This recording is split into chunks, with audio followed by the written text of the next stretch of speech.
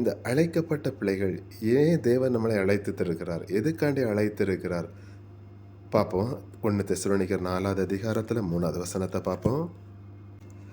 நீங்கள் பரிசுத்தம் உள்ளவர்கள் ஆக வேண்டும் என்பதே தேவனுடைய சித்தமாயிருக்கிறது. அந்தப்படி நீங்கள் வேசி மார்க்கத்துக்கு விலகி இருந்து, அதில் 7வது வசனத்தை பார்ப்போம். தேவன் நம்மை அசுத்தத்திற்கல்ல பரிசுத்தத்திற்கே அழைத்திருக்கிறார்.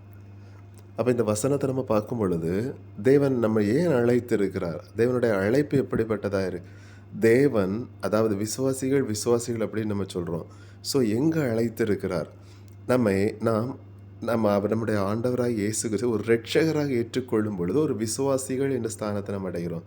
காரணம் அப்போஸ்தலர், அதே இதில் நம்ம இப்போ பார்த்தோம். அப்போஸ்தலரில் நம்ம படித்த மாதிரி 13வது அதிகாரத்தில் 48வது வசனத்தை நம்ம பார்த்தோம்.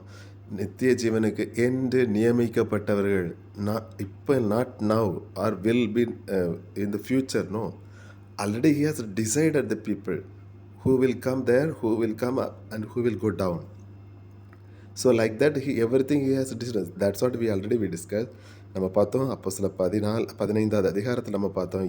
தேவனுக்கு உலகத்தோற்ற முதல் தேவனுக்கு தம்முடைய கிரிகள் தெரிந்திருக்கிறது. அப்போ இனி தேவனுடைய பிள்ளைகளுக்கு அழைப்புங்கிறது ஏற்கனவே உலகத்தோற்ற முதல் தேவனுக்கு தெரிந்திருக்கிறது. யார் அவருடைய பிள்ளைகளாக வருவார்கள், யார் அவருடைய பிள்ளைகள், யார் அழைக்கப்பட்டவர்கள், இப்படிப்பட்ட ஒரு ஸ்தானம். அப்போ இந்த அழைக்கப்பட்ட பிள்ளைகளாகி நம்ம, அதாவது யார் அழைக்கப்பட்ட அவரை விசுவாசித்து ஏற்றுக்கொள்கிறவர்கள் அழைக்கப்பட்ட பிள்ளைகள், விசுவாசிகள். இதுதான் நம்மளுக்கு தேவன்.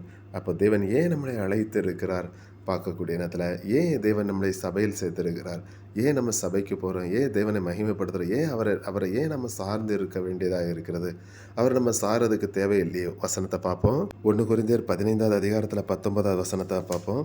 இம்மைக்காக மாத்திரம் நம் கிறிஸ்துவ மேல் நம்பிக்கை உள்ளவர்களாக இருந்தால் எல்லா மனுஷரை பார்க்கிறோம் பரிதபிக்கப்படத்தக்கவர்களாய் இருப்போம். அதே இதில் 32வது வசனத்தை பார்ப்போம். நான் எபேசியிலே துஷ்ட மிருகங்களுடனே போராடினேன் என்று மனுஷர் வழக்கமாய் சொல்லுகிறேன். அப்படி போராடினதுனால எனக்கு பிரயோஜனம் என்ன? மரித்தோர் உயிர் தெழாவிட்டால் புசிப்போம் குடிப்போம் நாளைக்கு சாவோம் என்று சொல்லலாமே. ஸோ ஏன் நம்ம தேவனுடைய சமூகத்தையே தேவனை நாடுகிறோம்? ஸோ மற்றவங்களைப் போல நாம் முன்பு புசிப்போம் குடிப்போம் நாளைக்கு சாவோம் என்றே சொல்லலாமே. அப்படி இல்லை. தேவனுடைய அழைப்பு எதுக்கு அடுத்ததாக இருக்குது? நம்ம இப்போ பார்த்தோம். 1 தெசலோனிக்கர் 4வது அதிகாரத்தில் நம்ம பார்த்தோம். 6வது வசனத்தை பார்த்தோம்.